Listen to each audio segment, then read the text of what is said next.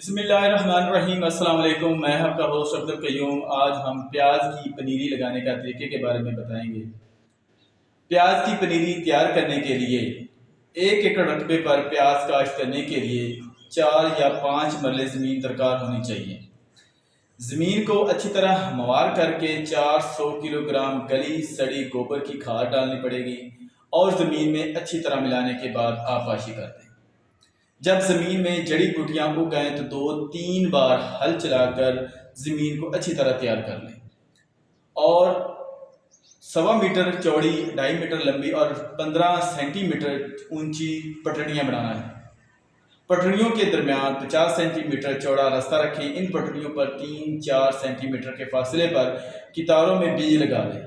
بیج کو کھیت کی مٹی کے ساتھ اس طرح ڈھانپ دیں تاکہ اوپر سے بیج نظر نہ آئے اور نہ ہی پانی لگانے سے ننگا ہو، بلکہ فوارے کے ساتھ احتیاط سے آبپاشی کر دیں۔ پانی لگانے کے بعد کیاریوں کو پلاسٹک کی شیٹ یا پرالی سے ڈھانپ دیں۔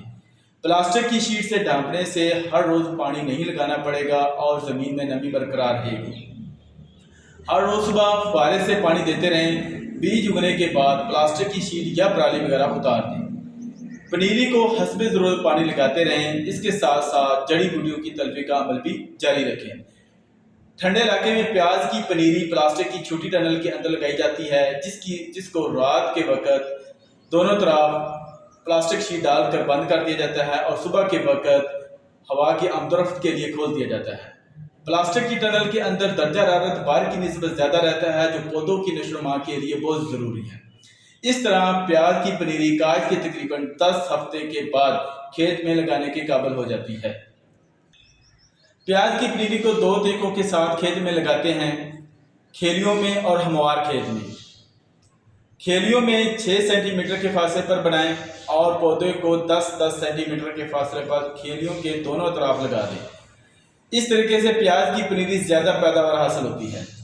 اگر ہم ہموار کھیت میں پیاز کی پنیری کاشت کریں تو 20 سے 25 سینٹی میٹر کے فاصلے پر کتاروں میں اور پودوں سے پودے کا فاصلہ 10 سینٹی میٹر ہونا چاہیے۔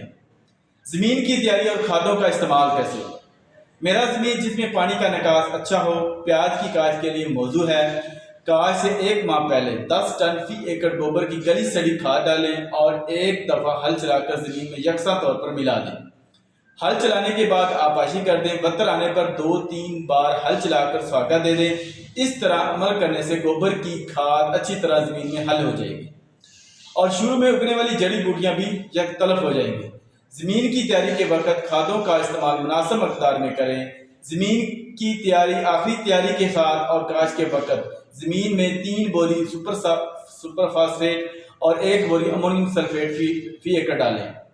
فصل کاشت کرنے کے بعد 1 ماہ بعد 1 بوری امونیم سلفیٹ یا آدھی بوری یوریا فی ایکڑ کے طور پر ڈال دیں اور اس کے بعد آبپاشی کر دیں۔ جب پیاز بڑھنے شروع ہو تو مزید 1 بوری امونیم سلفیٹ فی ایکڑ ڈال کر آبپاشی کر دیں۔ زمین کو نرم رکھنے کے لیے ہر ہفتہ آبپاشی کی ضرورت پڑتی رہتی ہے۔ جب پیاز پکنے کے قریب ہو تو آبپاشی کا عمل بند کر دیں ورنہ پیاز زمین کے اندر گلنا شروع ہو جائیں گے۔ بہت شکریہ، اللہ حافظ۔